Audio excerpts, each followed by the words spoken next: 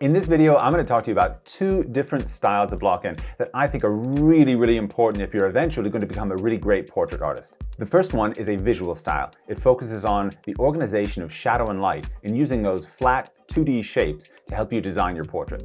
The second one is a structural style. It emphasizes everything that the first one doesn't. We're talking here about how to create a three-dimensional wireframe of your portrait that will help you get proportions and the structure of the head as accurate as possible, as quickly as possible. All the clips that you're going to see in this video are taken from a course that I've developed called the Block-In course. Right now on my personal website, there's a pre-sale going on and you can get the Block-In course for 20% off. The course itself comes out on January 1st if you want to be the first one to get it. This course is designed to give you everything that you need to know and to practice about the first and most important stage in a drawing, the block-in. So what I'm going to do now is I'm just going to start to take my first stab at the overall kind of shape of his head. And I'm going to do that by looking at the contours of his face and his head overall, rather than maybe looking at some of the structural, conceptual landmarks that are taking place there, right? So let's bring out initially the light shape of his face versus the darkness of his hair. This will be the first big sort of shape dichotomy that we'll express here. Let's take the overall width of the face and let's compare that to the height. So it goes a little bit over, well, quite a bit over one sort of central length. And we have kind of an overage out here. Let's take a measurement also on our source image and try and see what we find in terms of that height. Now, I'm finding that I think mine is too wide. Next thing I want to know is what is the height of the nose. A lot of different ways I can go about doing that. Let's see, what is an interesting way to take a measurement for that? Let's go from the chin to the bottom edge of the nose, where the bottom plane of the nose meets the front plane of the face, right? Let's see how many of those fit into the height of the face overall. So if I'm looking on my source image, I have on my source image a little bit under 3 times. So this is my theory of where the nose is. And I find that I've made the nose probably a little bit low. I need to raise that up slightly.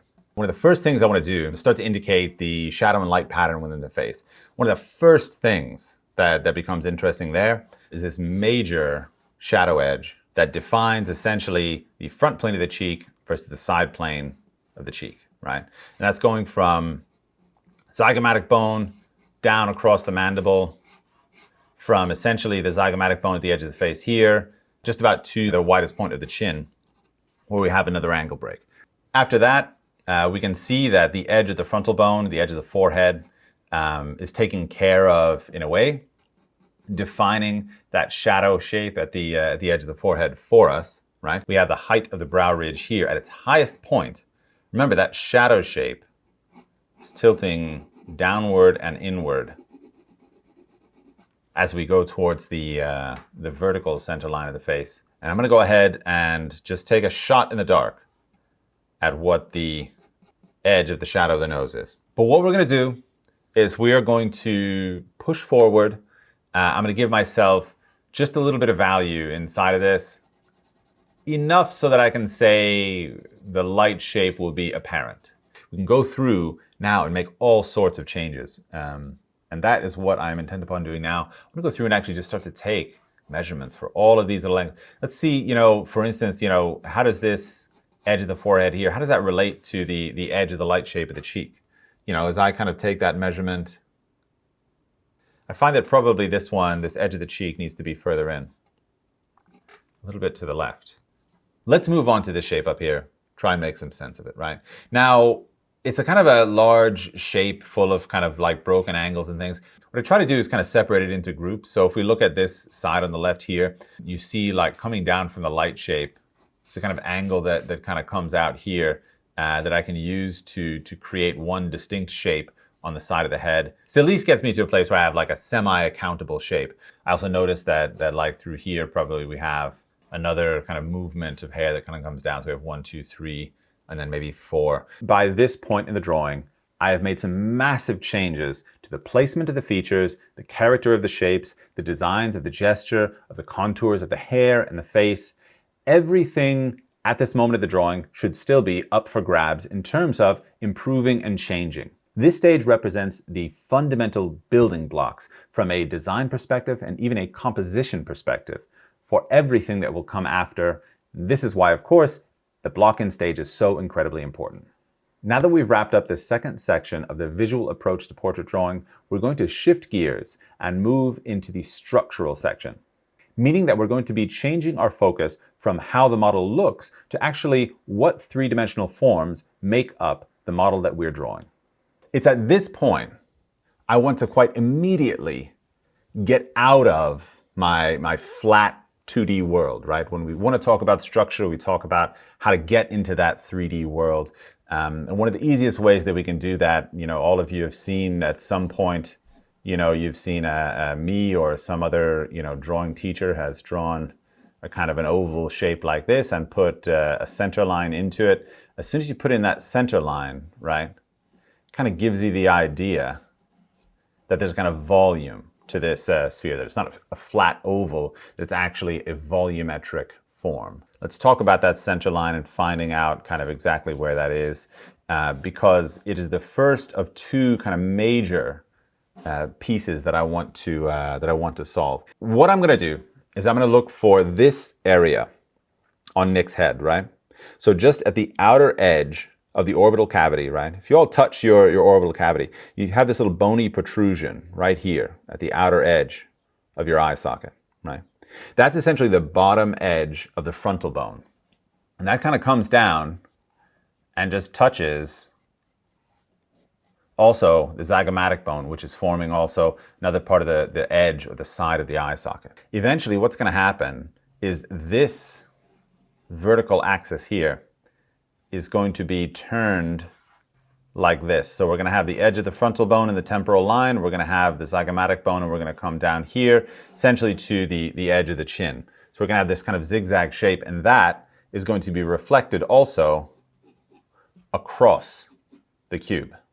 So what I've done at this point is pretty much defined the front plane versus the beginning of the side plane. Let's talk about that zygomatic bone and this angle break in particular, right?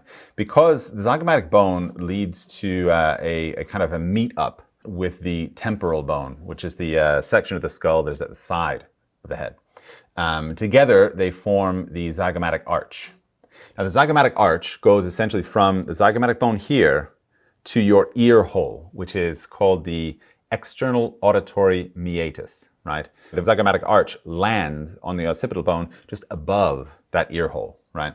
As you can kind of take a look at Nick here, and you kind of get an idea. If we go from the back of the eye socket to the location of the external auditory meatus. Now, why is this interesting? Because this is not actually a flat plane. If we look at the head from the front, you'll find that the zygomatic arch here is in a way the widest part of the face, right? Now, the widest part of the skull is back here, the parietal eminences. But the widest part of the face is here. So above that, above the zygomatic arch, there's a tilt inward. Below the zygomatic arch, there's also a tilt inward. So this plane at the side here is not flat. It has, in a way, an arc to it, an outward facing arc. And I want to start to indicate things like the shape of the glabella, right? Now, the glabella through here is this keystone shape that I mentioned in between the eye sockets. It is a steep downturning plane, perhaps not quite as steep as the eye sockets, but it turns down before we get to the top plane of the nose.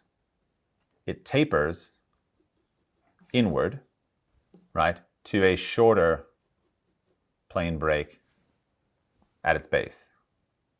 Let's go to this moment and kind of map out a value-based concept of what this head looks like in space, keeping in mind this idea of the block here. What we do find is a pretty reliable lighting truth or concept at play, right? If the light is coming from the left-hand side, those planes which are facing right, as the right side of the nose is, will tend to be darker. If that light source is coming from above, we're also going to find that those planes which are facing downward are going to tend to be a little bit darker. And if you know a little bit about the underlying bony structure, then you can combine together the clues that you see on the surface with some of the relationships that you know about. I happen to know that the top edge of the zygomatic arch essentially points pretty much to a space just above that ear hole. So if I know where the ear hole is, and I know nominally where the angle break between the front plane of the zygomatic bone and the side plane is, I can discover that through value, I can discover that through what I can see of the ear, and I can create a version of that arch that kind of fits into this head. Not just any head, but specifically the head that I'm drawing here. All these other things are the same. If we can find the eye socket, right, we can look at the upper outer edge of that eye socket. Usually, somewhere in that neighborhood, we can find a distinct value shift that is going to show us where not only the edge of the frontal bone is, but where that temporal line is kind of beginning. Now that you've learned a little bit about each of these styles, let's talk about the pros and cons of each approach. The visual style of block-in is great because it emphasizes what you can literally see on your subject, how the light hits your eye. In this way, it allows you to mimic a very simple version of what your subject actually looks like, which makes it very easy to compare in terms of accuracy or inaccuracy. Now, there are also some drawbacks to the visual approach. First of all, it's a relatively flat way to represent your subject, which is three-dimensional. Now, as representational artists, we understand that the flatness of the paper is the first thing that we need to escape. And if we only use two-dimensional shapes of dark and light to represent our subject, we're going to have a hard time escaping that flat surface. This is why the next stage of your study in the block-in course is a structural approach. Everything about this second approach emphasizes the three-dimensional qualities of your subject and of reality in general. Using simple wireframes to establish the volume of your portrait, applying value to it then becomes a much easier problem. One other drawback of the visual style is that it requires that you always have a solid reference to work from. If you're somebody who wants to eventually learn how to work from your imagination, it's going to be absolutely necessary to you to study some structural style of approach to drawing. Eventually, you might find yourself asking which one of these block-in styles is the best approach for me to take. This is why the third and final section in the block-in course is what I call the hybrid style of block-in. We take everything good from the visual style and everything good from the structural style and combine them together to create a block-in that is both visually satisfying and structurally sound. If you want to learn about this stuff in incredibly great depth, the block-in course will be available on my personal website come January 1st. You can follow the link in the description of this video to get there. And of course, there is a 20% off pre-sale going on right now that you can take advantage of before January 1st.